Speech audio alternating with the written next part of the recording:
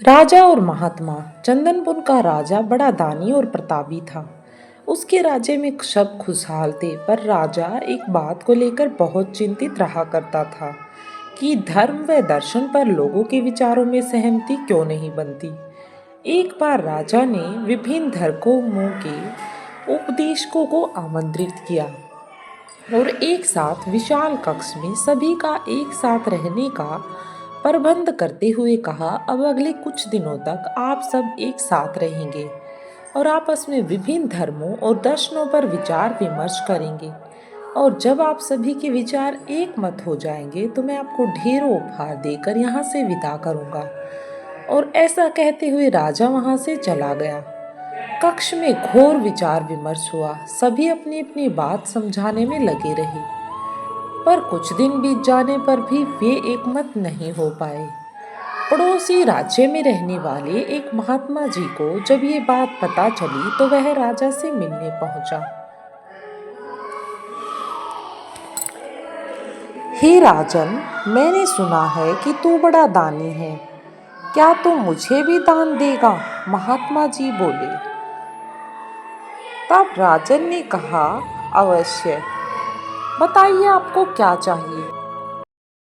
तब राजा ने कहा, अवश्य, बताइए आपको क्या चाहिए। राजा बोला, महात्मा जी, मुझे तेरे अनाज के गोदाम से कुछ अनाज चाहिए, कृपया मिल सकता है?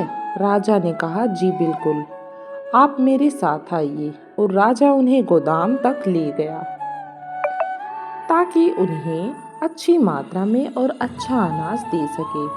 वहां पहुंचते ही महात्मा जी बोले, अरे ये क्या राजन, तुम्हारे गोदाम में तो तरह तरह के अनाज रखे हैं, तुम इन सब की जगह कोई एक ही अनाज क्यों नहीं रखते, जिससे कि तुम्हें परेशान भी होना न पड़े। राजा को यह सुन थोड़ा अचरज हुआ और वह बोला, यह कैसे संभव है? अगर मैं गेहूँ, चावल, दाल इत्यादि की जगह बस एक ही अनाज रखूँगा तो हम अलग अलग स्वाद और पोषण के भोजन कैसे कर पाएंगे? और जब प्रकृति ने हमें इतने ढेर सारे अन्न दिए हैं तो बस किसी एक अन्न का ही प्रयोग करना कहाँ की बुद्धिमानी है। बिल्कुल सही राजन, जब तुम विभिन्न अनाजों की उपयोगिता एक से नहीं बदल सकती तो भला विभिन्न धर्मों के विचारों और दर्शनों को एक कैसे कर सकते हो? सबकी अलग अलग उपयोगिता है और वे समय समय पर मनुष्य का मार्गदर्शन करते हैं। महात्मा जी ने अपनी बात पूरी की। महात्मा जी की बात पूरी होते ही राजा को अपनी गलती का एहसास हो चुका था और उसने कक्ष में बंद सभी उपदेशकों से क्षमा मांगते हुए उन्हें विदा कर दिया और वापस उनके घर की तरफ रवानगी दे दी। फ्रेंड्स, यदि पूरी मानव जाति बिल्कुल एक जैसा ही सोचती तो हम कभी इतनी प्रगति नहीं कर पाते। हमारे विचार ही हमें यूनिक बनाते हैं। इसलिए आप जैसे हैं, जो हैं, उसी में स्पेशल हैं।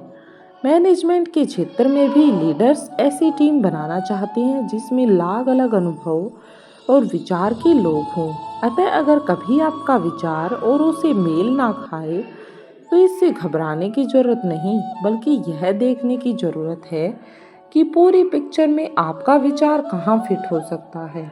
और दूसरी तरफ यदि किसी और का ओपिनियन आपसे मेल ना खाए तो उस पर नाराज होने की बजाय ये समझने का प्रयास करना चाहिए कि उस ओपिनियन का कहाँ और कैसे यूज किया जा सकता है, किस प्रकार उसके ओपिनियन को भी लोगों के साथ मैच किया जा सकता है। ये थी आज की छोटी सी यूजफुल स्टोरी। स्टोरी अच्छी लगी हो तो वीडियो को लाइक करें और चैनल को सब्सक्राइब करें।